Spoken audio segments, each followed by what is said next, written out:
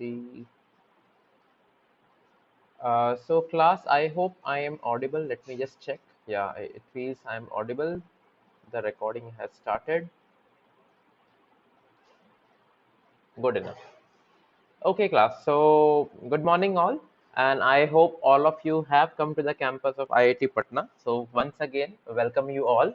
An academic journey begins only when you are actually offline in the campus, right? Online usually makes no sense, right? So welcome all once again. And after the midsem, we shall be having offline classes that we can actually discuss, because I feel ki the way we are able to teach in a online fashion, this executing the code in real time, gets difficult to replicate in the offline class, but we will try our best for it. Okay, so without much ado, let us now start our lecture. So today we are continuing with functions. So last time we have seen that, okay, we are using functions to make our code more modular. That is, we break our code into multiple pieces and call the functions from the main code, so that our code becomes more readable, and functions that have been tried and tested can be used again and again, and only those functions that are having some bugs can be worked upon, right? So now let us see. In functions, we have things like pass by value and pass by address or reference.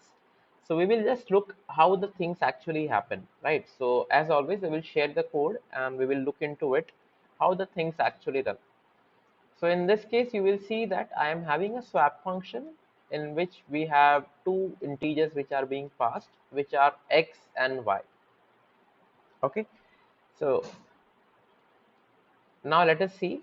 We have two variables here. Integer a is 100 and integer b is 200. Right?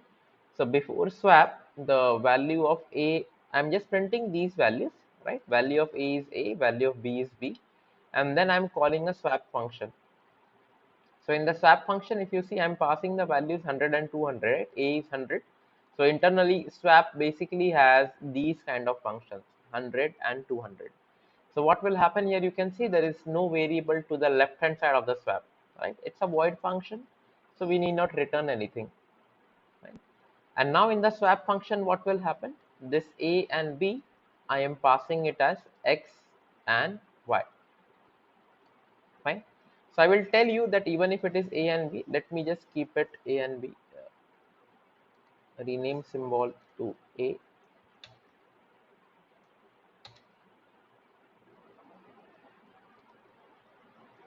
and let me rename symbol to b.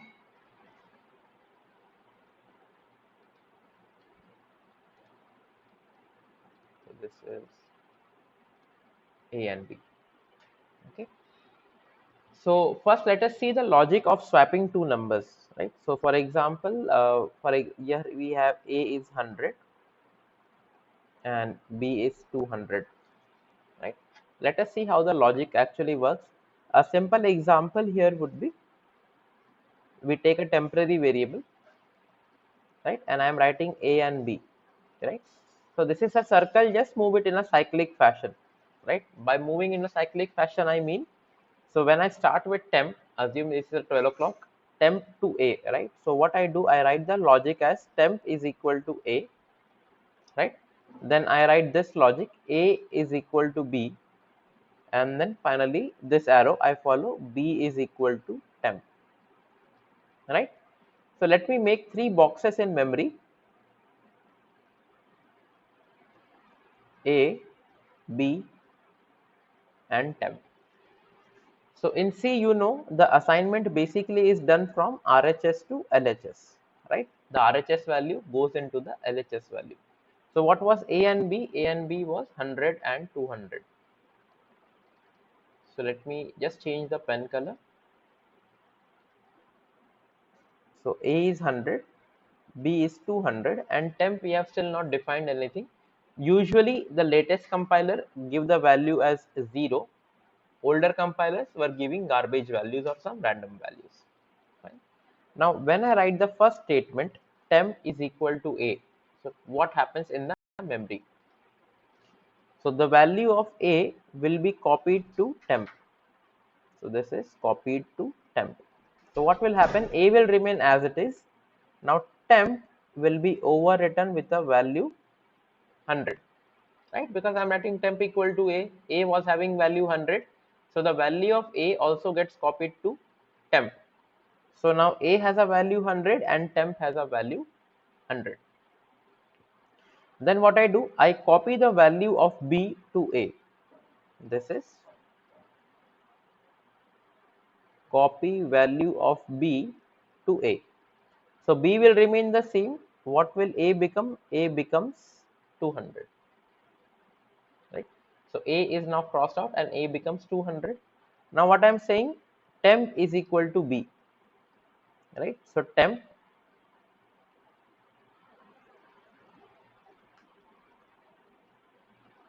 to B, copy value of temp to B. So what I'm sorry, copy value of temp to B, right? So what was temp? Temp was having a value 100. So now B becomes 100. So now if you can check these values, let me use some brown color. So now if you can see, A was initially having a value 100, now it is becoming 200. B was having a value of 200, now it is becoming 100. So previously this was before, and now what is happening? A is 200 and B is 100. So you can see the values are swapped, right? So swapping does not have any relation to the function by call or by value. Here I just thought that okay, I will explain you the logic behind swapping two numbers using a temporary variable. So you store the first variable into temp, give the value of second variable to the first variable, right? And then use the temp to basically change the value of second variable. A very simple logic. It's a 3-line code, right? Same integer temp, temp equal to A equal to B, and B equal to temp.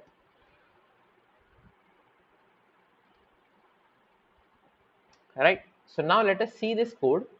Right. So what I'm doing, I'm swapping two numbers here, and then printing those swapped value in the function, and again printing the value in the main.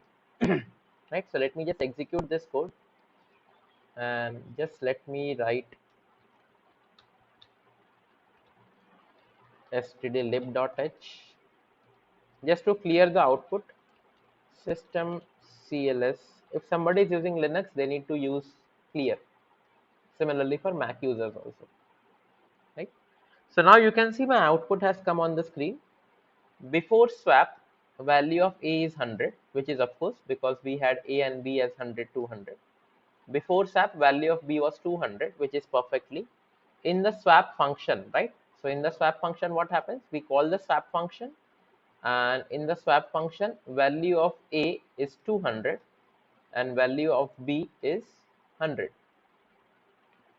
right? Because the swapping actually happened here. Now what I'm saying, when the function exits, it returns to the point where it was called. So it returns on the line number 16. And 17 and 18, again I'm printing the value of A and B. Now you see, strangely, the value of A and B is again 100 and 200. Right? Just observe here. You had changed the values of A and B in the function to 200 and 100. But in the main value, the value still became as 100 and 200. Now why this happened? Why did not the change of values in the function, why did not the change of values in the function reflect the values in main, right? So some confusion is there, don't worry, we will just look at why this happened. So this happened because a phenomena exists which is known as, just a minute,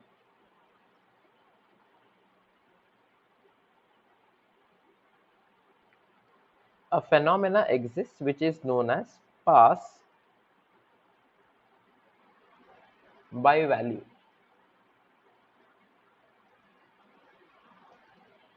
right? So pass by value basically means that we are passing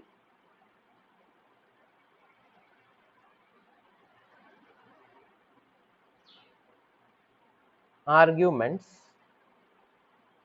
using values. Now, what does using values actually mean? Right? So, pass by values basically mean that, so if I'm just reducing this function to a very small, right? We have int main and I'm using the swap function and I'm defining the swap function here and doing some operations, right? So let me just draw a small box for you. Pen color I will use as black. So if in shorthand, if I write this code, it is having int main. I am having a swap function a comma b.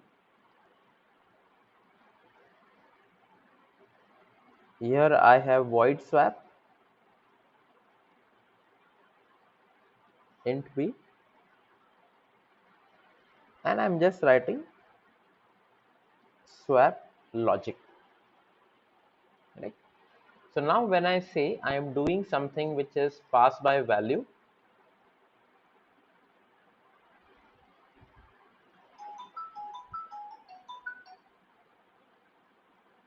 this is pass by value. Again, this is pass by value. I will just explain in a while what happens in a pass by value, right? Just I will explain in a second. So let me draw a memory box, right? So let us choose something like this. So in the main, you must have observed we have values 100 and 200, right? So what will be the memory representations here? A and B. This is 100 and 200, right? So now remember one thing, one important thing here is we will see scope later, but when you are defining A and B in the main, so where does main end? Main ends at this particular point, right? So when I'm calling the swap function, you just forget whether the function does something or no. When the swap function is called, if you can see this A and B are defined in the main, and the scope of the main, basically I mean to say that the variables A and B are only defined in this particular region, right? The variables A and B are only defined for this particular region, right? So what happens when I am calling a swap function, or the other day you saw the example of a multiplication function, right? So what happens when we are passing the variables, these things actually are copied here. These things are actually copied, right? Now if you want to have a simpler example, what I can do is, in the previous case I had an example where I had made this x and y, right? You remember in the multiplication function, whether you use x and y or a or b, both remain the same. So here it, what it becomes is like in terms of memory representation, right? So while the program is executing in the RAM, everything is represented in the memory, right? So what will be the memory representation? So let me just show you again how it actually happens. So when you have a box for main, so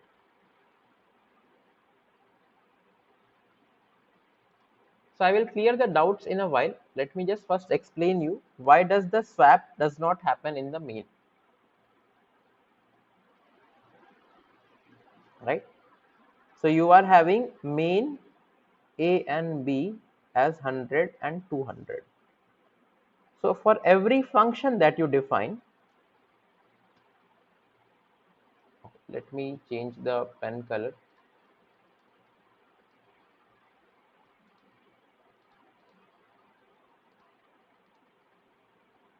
Every function that you define initiates a separate memory allocation, right? So for example,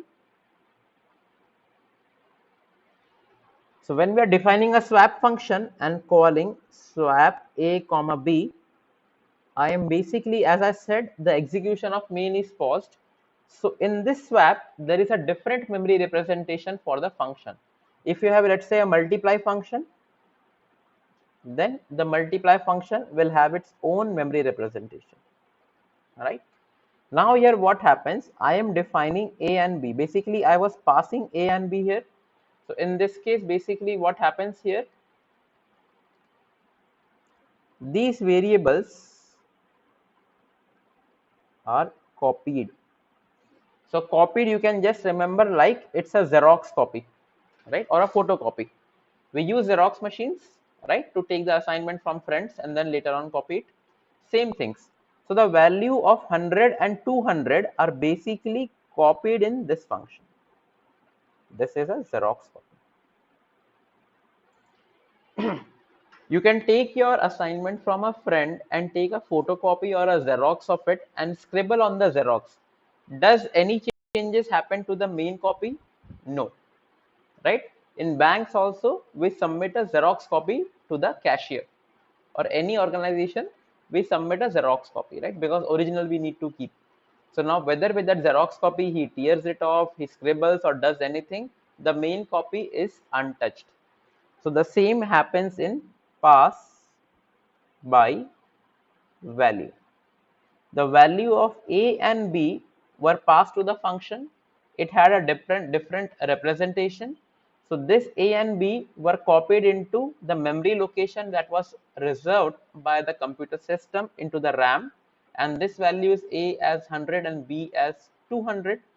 Now what we did, our logic said we swapped these values. Where was our swapping logic? The swapping logic was inside the function, right? Since the swapping logic is inside the function, what will happen after the end of the function? The values got changed, right? A became 200 and this became 100, right? So A became 200 and B became 100. So now you can see, if you compare the representations now, the main is still untouched and swap happens only here. So now when the function is exited, for example at this line, so what happens? We return back to the point where it was called, right? So what we return? We return back to the main, and in the main you can see A and B were untouched. Yeah, right? So class, just take a break of 3 minutes. I think many of you have installed Dropbox. Try to just visualize this. Now you understand whether you keep it X and Y or whether you keep it A and B. Nothing matters, because for every function you define a separate memory box while executing. You define a separate memory box, and all the changes basically happen in those memory box. Now you will ask, if we want the function to change the value, yeah, it can be done, that is passed by reference. But let us take a break for 4 minutes, right? It is still 22. Let us return at 12:26, right? So doubts, just let it in the chat window. I'm just taking a break for 4 minutes myself, right? I'm just pausing the video.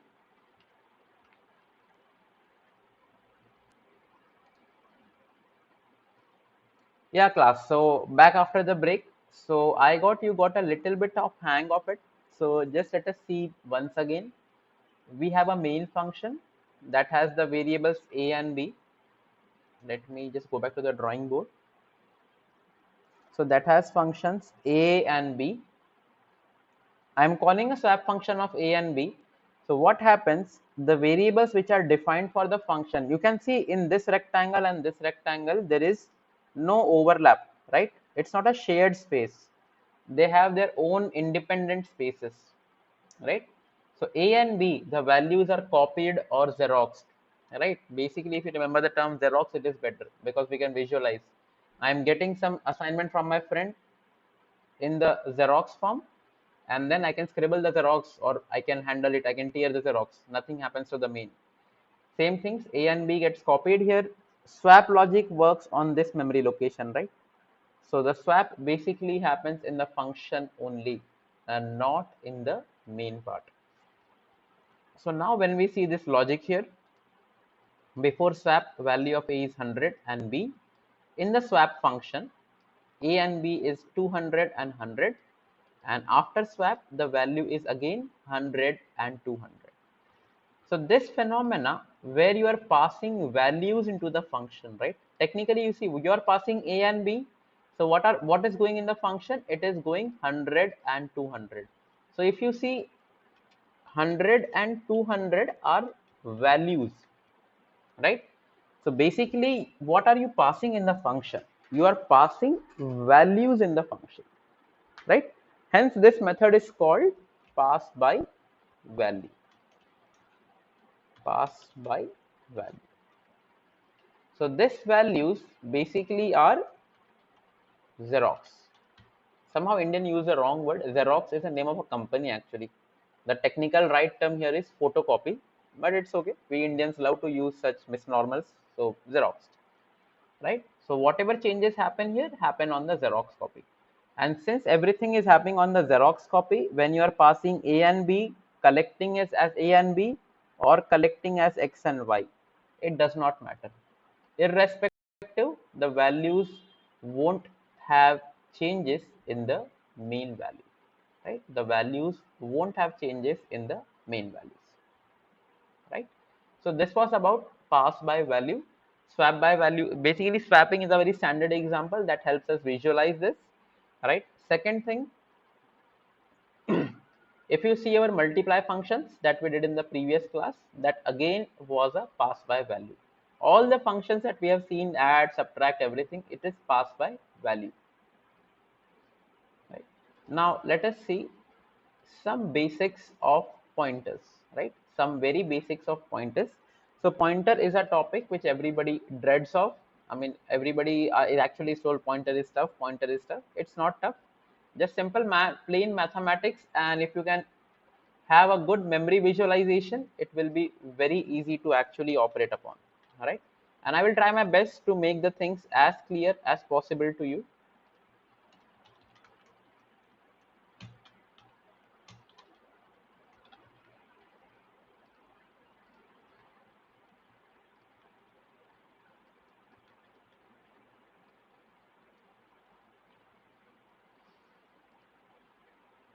Right. So we will see what is the pointers basic. Okay.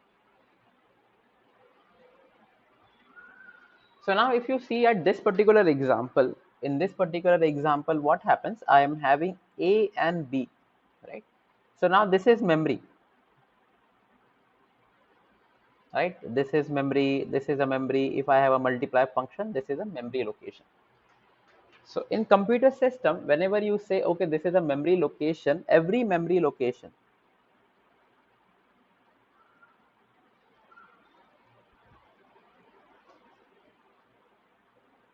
has an address, right? Every memory location has an address. I mean, if you can technically relate it to human beings, all of us has a home address. Now, all of you will be having a hostel address, right? So in the hostel, there are unique rooms, let's say starting 101 to 201, 401, 701, whatever the room numbers. Now you can see no two rooms will have the same room numbers, not possible, right? No two rooms will have the same room number. Even if the hostel has a capacity of 400 rooms, it will start, let's say, from 1 up till 400. But there will be no two rooms, let's say, having room number 286, not possible. Similarly, when you have a computer memory location, every memory location has a unique number, right? Every memory location has a unique number that is basically storing that particular variable or a value. So let me just go on the next page. Okay, so let me just continue a part here. So let's say when I define a as 100 in the memory, so what happens is, in the memory location, we represent a memory location by a rectangle.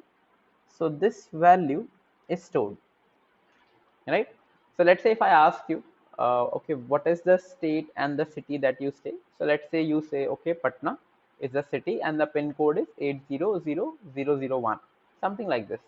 So you have a pin code, but there are so many houses in Patna, right? So whenever you buy items from Flipkart or Amazon, you provide your home address.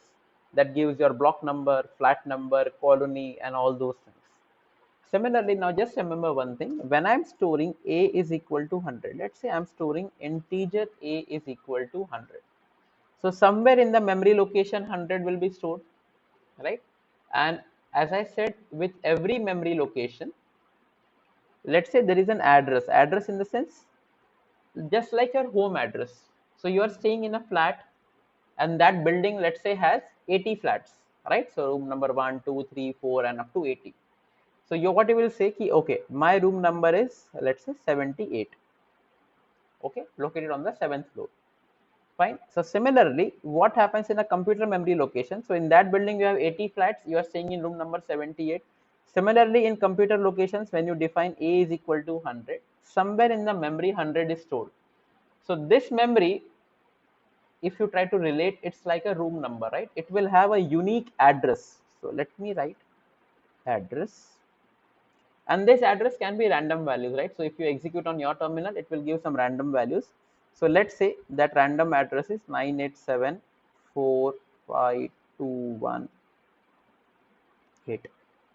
It will have some random value, so you need not care about the number.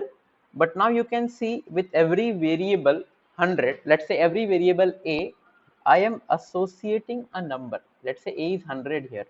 So this a will be stored in some memory location. I hope this point is clear, right? You store your movies on your C drive, D drive, movies folder, right? It is getting stored on the hard disk. On the hard disk, there will be some memory location where it is stored, right? Just like on your bookshelf, you store different books on different shelves depending where is the space. So when I say integer a is equal to 100, what the compiler compiles the code. Upon execution, what does the operating system do?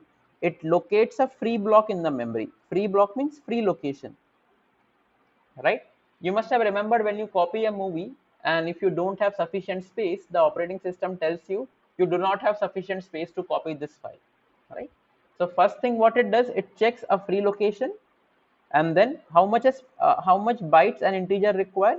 4 bytes, right? So it locates free 4 bytes in the memory and saves the value of a. And now, as I said, there will be some random memory location, right, which will have a unique address that will store the value of a. Similarly, let's say I define something known as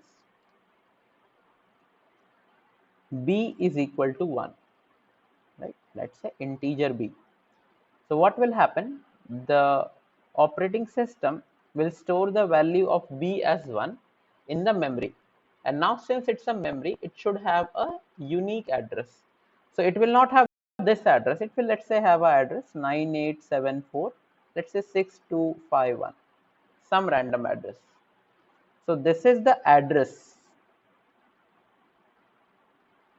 right?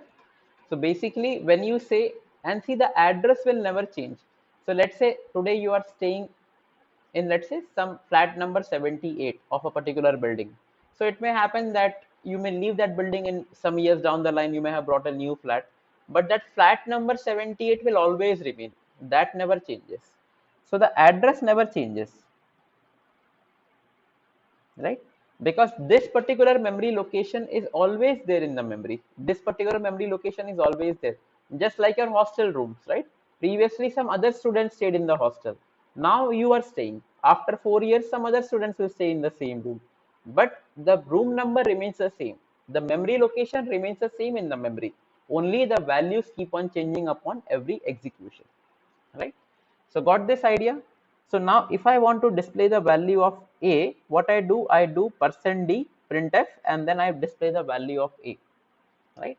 Now let us see the code. If you want to print this particular address, there is a special operator called ampersand, right? We will just see that in this particular code, right? So now what happens here? See, I'm having integer a as 5.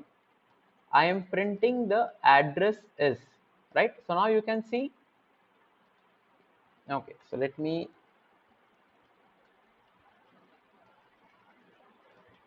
just type here value of a is percent d, this is a, and let me execute the code again, right? So you can see value of a is 5, address is some number, and value at the address is 5.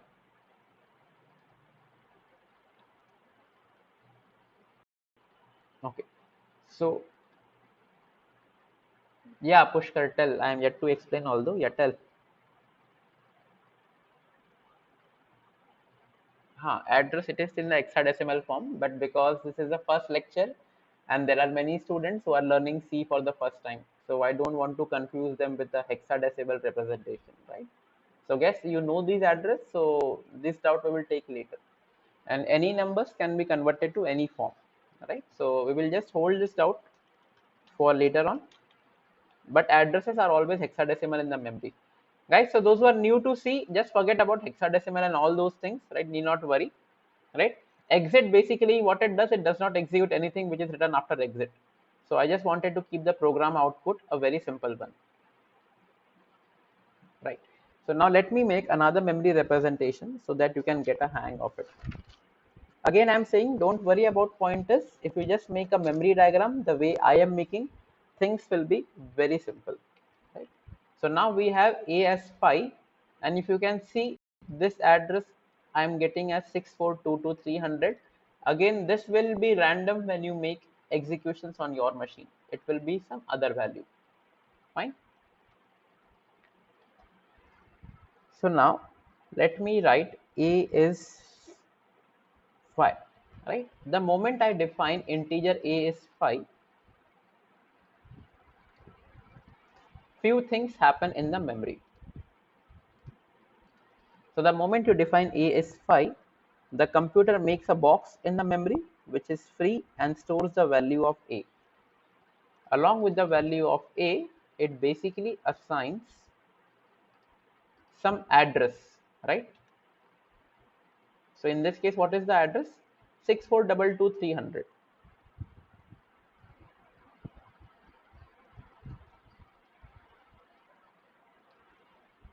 right? So now what we will do, we will now try to establish an equivalence with the human nature. So this is a guy who is, let's say, staying in Kalam hostel, and his room number is, let's say, A102, right? So this is the address. Variable basically is like the hostel name, and this person can be anything, like let's say we name him as Sachin, right? So Sachin is like the value 5, because on the next execution I can make a as 15. After 4 years Sachin will live and some Ganguly will come and stay in the room, right? So these keep on changing. What will not change is the address A102 and this particular memory location. A102 remains forever as long as the building stays, right? Now what we are saying here, value of a, which is simple. I am just doing %d and displaying the value of a, which is 5. So this output, I think, I hope nobody has any doubt, right? Now what we are trying to print here is I'm trying to print the value of address. So as I told, a is stored in a memory location which has an address this. Now C has a special operator which is known as ampersand, right? So remember, ampersand starts with the character a, and it is used to show the address of the variable. It is used to show the address. So you can remember both are a and a. Ampersand address, ampersand address. Fine. Now what happens here, when I'm saying address is this, so this is long unsigned int, right? The data type long unsigned int. I just wanted to display the integer values because by default addresses are in the hexadecimal. Forget about what is hexadecimal, we will see later when we study number conversions, right? Just for right now, assume that this is a long number in the memory, right? And you can see instead of a, I am displaying a here. What I am displaying? Ampersand of a, right? So a is having a value 5, and to display the address of a, I have to use the operator which is having ampersand here, right? So when I use the ampersand operator, what I get is the address. So in this case, you can see the address here is 6422300. So this colon should have been here. The colon should have been here. Are you getting my point? If you want to display the value of A, you just use A. That's it. But if you want to display the value or the address at that particular value, you are using ampersand of A. So what does ampersand give you? Ampersand, you can see address is, you get the value of the address, right? So that means in the memory location 6422300, I am storing the value of A, which is nothing but 5, right? In the memory location which is pointed by this, the value of A is stored and the value of A is 5, right? So now you understand, we store the value of a number and also we have an address for that particular value, right? So now we have access to both, right? Now I can have the address as 642230. Now you can see the last statement, what I'm saying, value at the address, right? So what it comes, value at the address 64220, which is same as this, is 5, right? Ampersand A, as I told, it's the value, it's the address. And now you can see there is another operator, star ampersand A, right? Now just see one thing, in this particular case, if I want to say what is the value of A, I can directly say, okay, what is the A equivalent? A is equal to 5, fine. And address, now just say if you are staying, if this guy is staying in A102, right? And let's say there is a Flipkart parcel, right? Sachin buys a nice iPhone. So now let's say there are two cases. Flipkart guy knows Sachin because Sachin keeps on buying too many stuff, right? So the Flipkart guy can say, okay, I need to deliver this iPhone to Sachin, right? I need to deliver this iPhone to Sachin. So automatically he meets Sachin and delivers the iPhone, right? But let's say the Flipkart guy does not know who Sachin is. So what it says, okay, the packet is having a room address of A102. I will go on the room address and whoever is there on that room, I will give the parcel, right? So two cases, if you know the value of A directly, print the value of A, no worries, no issues. But if you do not know, because in this memory location, today A is stored, tomorrow P will be stored, tomorrow multiply value will be stored, something will be stored. So what do we tell the program? We tell the operating system that, okay, you just display me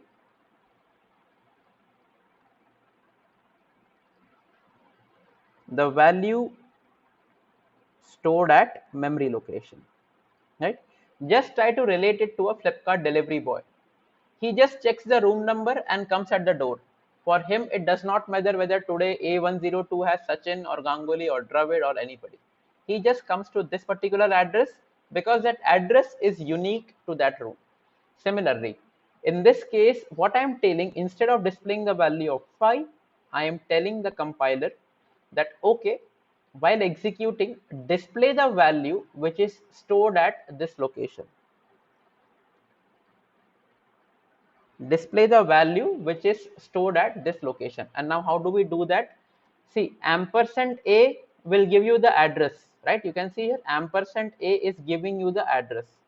And now if you want the value at that address, if you want the value at that address, you have to use the star operator. So this is a special operator that is being used with pointers. So what happens? Let me just evaluate you what happens when you write ampersand A and with a star here. So let us evaluate.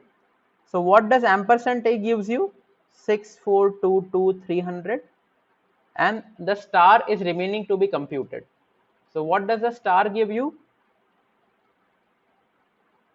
Value at 6422300. So what is the value at 6422300? The value is 5. Right? Similarly here, what is the person at A102? The person is Sachin. So value at this is basically the value 5.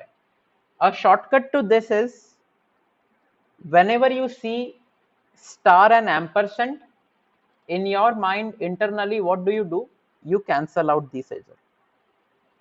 Whenever star and ampersand come together, just cross it out and what remains? A. So the output will be the value of A.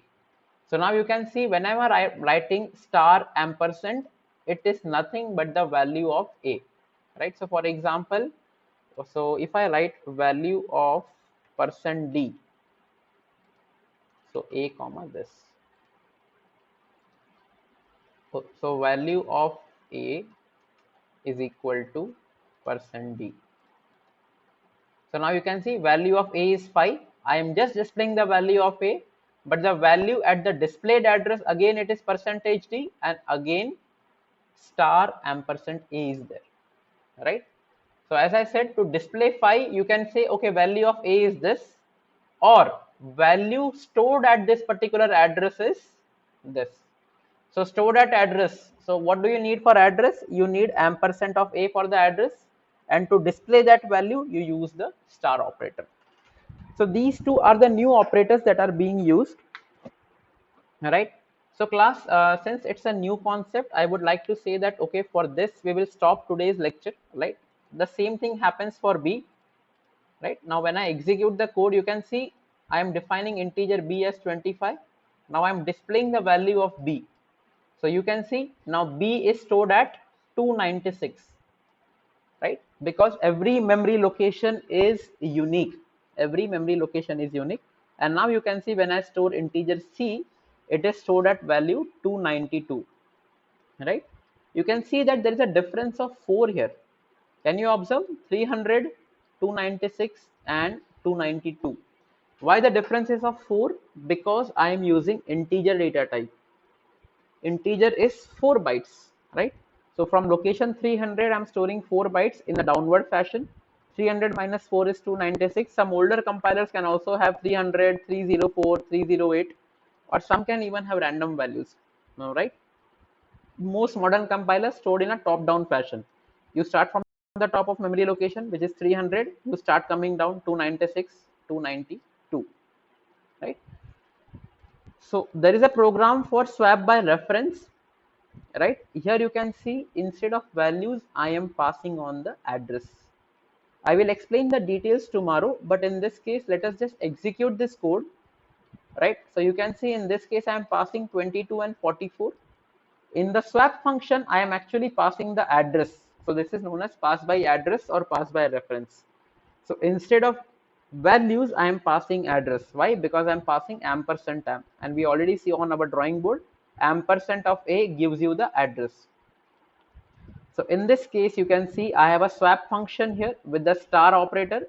All this I will explain you in detail tomorrow, but you can see values in the swap function 44 and 22. That was happening in the case of pass by value also. The values were changing, but after the function is over, you can see values after the swap in main, right? Let me just copy this.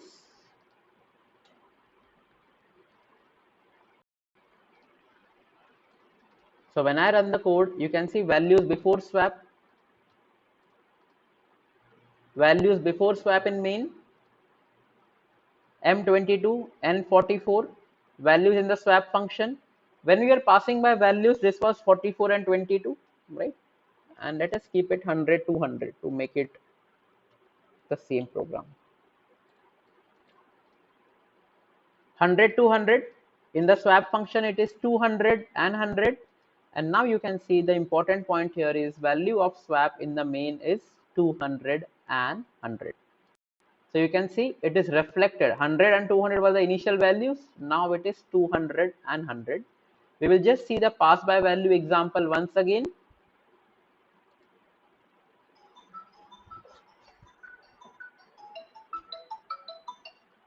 We will again see this. Oh, why it is giving an error? Include. Yeah, you can see it was 100, 200 in the main, 200, 100 in the function, and again it was 100 and 200 in the main. But in case of pass by reference, the value 100, 200 becomes 200, 100 in the function, but also 200 and 100 in the main. How does it become and why does it become, that we will see in tomorrow's lecture, guys. So that's it for today's class. Let me just see the chat window for doubts and all. Sir, can we return two values? If yes, how? Uh, Prakhar, this is the same program that I will explain tomorrow. So guys, we can exit today's class. So today, just go through the codes and Dropbox, try to execute, try to make a memory diagram, right? The memory diagram that we have seen today, try to make this, right? It will help you understand pointers in a more simpler fashion, right? So guys, I'm stopping the class today. I will upload the lectures on YouTube. Okay, thank you.